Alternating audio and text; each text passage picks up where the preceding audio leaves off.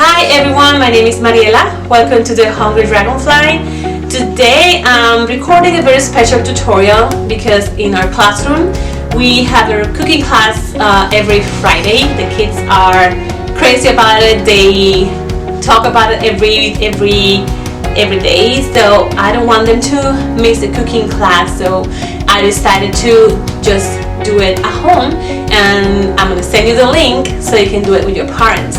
Also, this video is dedicated to all the students out there because we are dealing with a difficult situation and we just need to fill our social media with happy things. So hope you guys like this recipe. It's going to be about pancake muffin bites. You can make it with essential pantry ingredients. You can use any pancake mix or you can make your own. If you can find any ingredient listed on the recipe, let me know and I'll give you a substitute. If you can find eggs, I'm gonna list above an egg replacement. If you can find butter or oil, I'm gonna just give you an advice so you can replace it.